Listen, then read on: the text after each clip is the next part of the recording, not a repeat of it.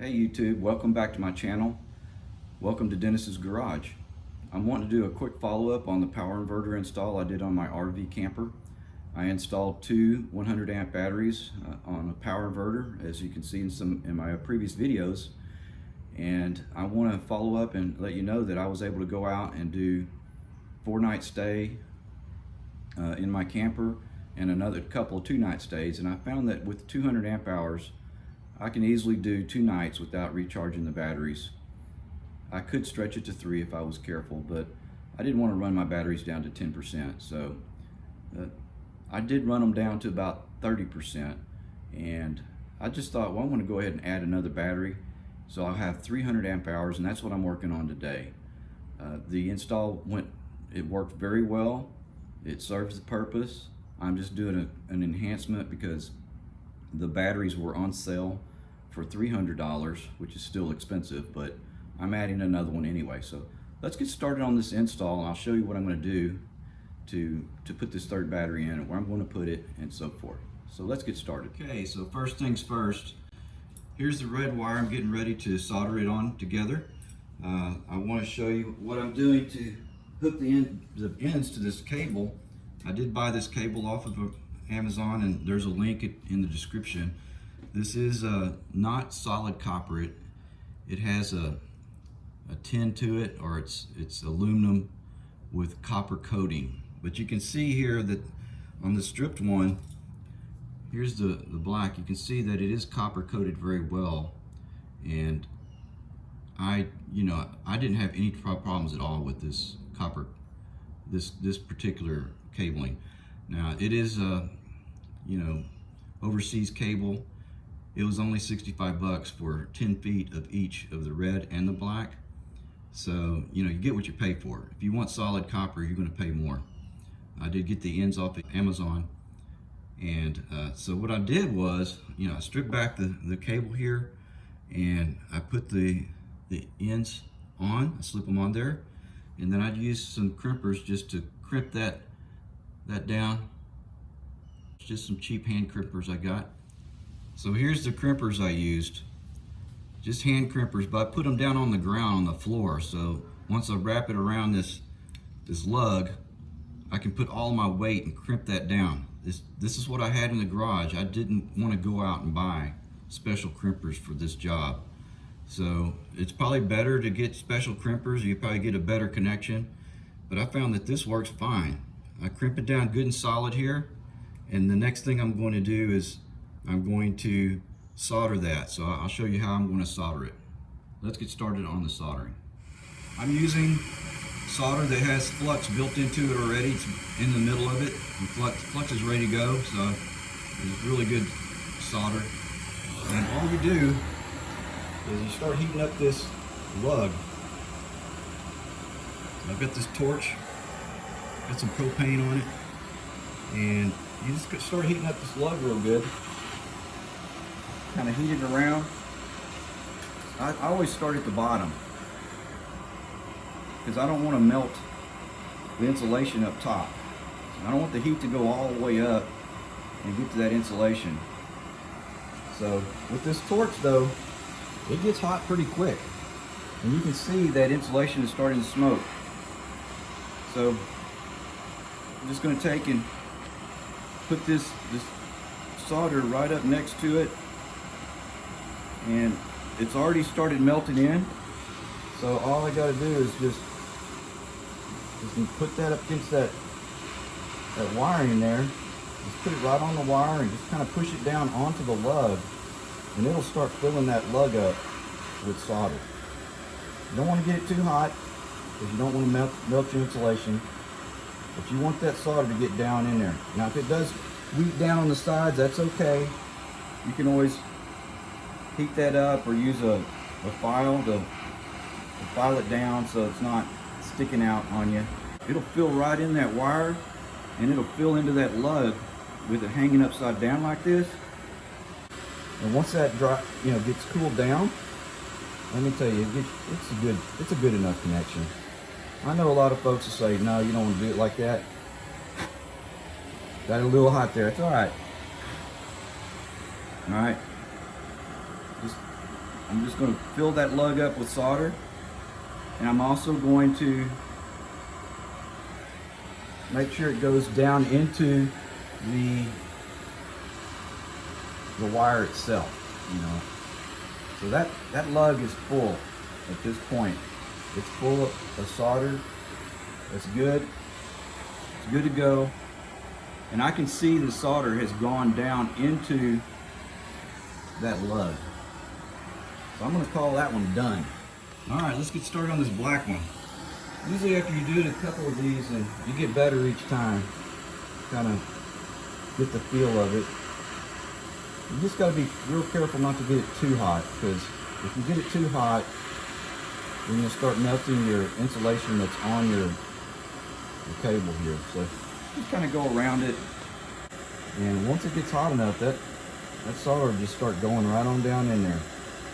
And you hold it up next to the lug there. I put it right on the wire and just kind of push it down, and it just melds right on down in to that lug.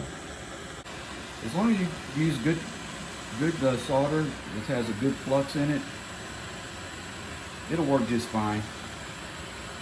I'm pretty confident this is going to be just fine. This is the way I did the other ones in the camper, and I have not had any issues at all with it. Okay, I think that's probably good enough. It's full of solder. You can see that, full of solder there, all the way around. You can see that this solder is kind of hanging out right there. There you go.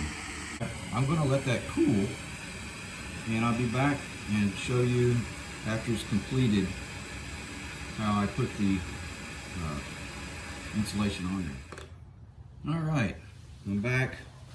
I just want to show you the finished product here. I took and filed down any drops that kind of went down around the lug and cleaned that up. I used a file, just file it down. And these lugs are good and solid now. I mean, you cannot bend all the way down to about right here. That flux is, or that solder is going all the way down up into the insulation. It's a good, solid, very good, solid connection. Okay, so the next thing I'm going to do is I'm going to put on the insulation. So let's get started on the insulation. Right. Got the insulation on there and ready to go. It's a very simple process. You just slide it over and get it put in the spot where you want it, and then you just kind of heat it until it shrinks down. They call this heat shrink.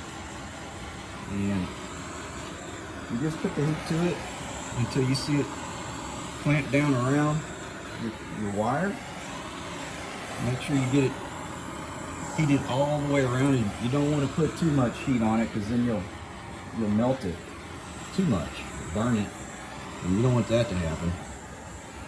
So you just kind of go around it till you get it good.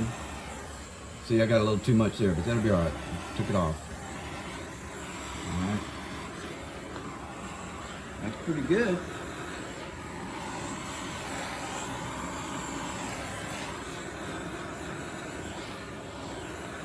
Right there needs a little bit. I want to shrink down around the whole terminal. And they're adding that on there. That'll keep any corrosion from happening on your solder end. And these are inside the camper anyway, so corrosion's not likely, but sure does make it look a lot better too, doesn't it? All right, let's move on. All right, here we are back again. Here's the battery. I'm going to be installing that into the camper trailer. Let's go take a look at where I'm going to put it. Okay, I'm back. All right, here's the inverter setup. You can see I've been using it. It works great. Got the cables here ready to run. And I'm going to put that battery in here into the sink, under the bathroom sink here, right under this compartment. I don't put too much stuff in here anyway, so it looks like it's going to fit standing up, but I'm going to give it a shot. So there's the battery. Going to get it put in there, and I'm going to run the cables where that pipe comes through. So let me get started on that, And once I get it in there, I will show you where it and how it lands. All right, I got the hole cut out there so the wire can fit through there better.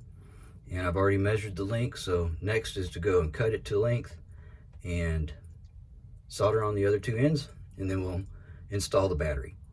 All right, here we are back. Got the battery installed. Ended up with a little extra cable, but that's okay. You always want more, not less. So I did cut them a little long, but they're both cut the exact same length, which was important. So the battery's in there, and you can see I put some brackets to keep it from bouncing. It's not going to go backward, back in the back this way, because there's a pipe that comes down that's going to keep it from moving that direction. But the cables are running right through there next to the pipe, the drain pipe. And they go through and under the cabinet area here. And then on the back side of this wall is where the whole system is set up. So let's go take a look at that. Okay, here we are back on this side of the situation. So I brought in the negative cable, hook it right here to this terminal, and the positive cable is down here on this one, on the other battery. So I've got the two positive cables way back here, and you can see it back here in the back, and this is the one that was there already, and the two negative cables. So I've just added the one battery in, no big deal really, and ran the cables all nice and neat. And now I've got the charger. Now the batteries were all topped off before I installed them, but I went ahead and turned on the Victron, and I'm letting the Victron top those batteries off together. So you can see now that there's no current going in, it's just voltage. So what it's doing, it's topping them off together. And what I'm going to do is I'm going to go ahead and run them a little bit with the air conditioning and bring them down, and then top them off again. So here's the smart shunt. Let's see what it has to say. All right, so we've got the voltage coming in at 14.34, nothing going out. And then down here at the starter battery, we have 13.69. That's the battery that's on the front of the camper. It's not included in this system. It's not tied together unless I flip the switch over here that says lithium on. If I do that, then it would be tying all of the batteries together. I'm going to test this up with the air conditioning. I'm sure it's going to be just fine. And then I'm going to bring it back up to full voltage and then put it in storage. One last thing I wanted to cover here with you is that I did go into the settings for the shunt and change it to 300 amp hour capacity. Charge voltage is 13.8, and I did change the discharge floor to 0. Why, you say? Well, because I had it set at 10, which is the floor of what these batteries should be able to maintain. 10%, you don't want to go below that, but if I set the discharge floor at 0, then I know I don't want to go past 10%. I would rather have it discharge floor 0 and know exactly the capacity I have in my batteries total, versus putting the discharge floor at 10% or 20% and then it telling me that, you know, I have 80% left of, you know, of the 80% or the 90%. I'd rather know the total. So that's why I have that set at 0%. So that's just something I figured out that I like better. So that's the way I went.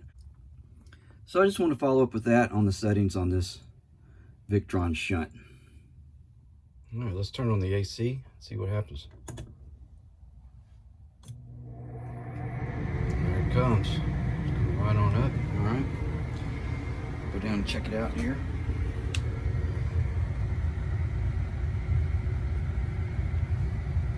Crawford Bach in a bottle. Yum. I did run the vacuum cleaner a little while, so it used a little bit of the juice out of the battery. So you can see it's already down to 99% as soon as I turn it on, but yeah, it's working great, no problem. So I got 3 batteries now, 300 amp hours. It ought to be plenty. AC seems to be chunking icicles, and so now I got 2 batteries there. Over here in the bottom of the sink area, I've got the 1 battery. So I got 3 batteries total on the inverter system, and it looks like if I wanted to, I could probably fit another one in there, but I think 3 is going to be enough, unless I just get like a wild hair and say, you know what, why not just do another one, especially if they drop the price again. I just wanted to catch y'all up on this project I've got of installing the inverter system. Yeah, so there you have it. Very good, very nice system. I should be able to go for 3 days without having to charge the batteries. Underneath this cover here is my generator, so it takes about 4 hours to charge the 2 batteries, so it might take 5 to charge the 3, I don't know, but it's a light generator. It's an open frame WEN 4000. It's a good little generator. Here's the Jenny, and yeah, it's got the 4000 surge and the 3500 rated, which is the same as what my inverter is over there. So this is an inverter generator, open frame. It only holds about a little less than 2 gallons, but it's a good little generator. I highly recommend this one. Highly recommend the WEN model. Anyway, well, thanks for watching. Thanks for staying tuned to the end of this, and I'll be putting up some more reviews, so come on back and visit. And don't forget, give me a thumbs up if you like the video, and subscribe and put on that notification.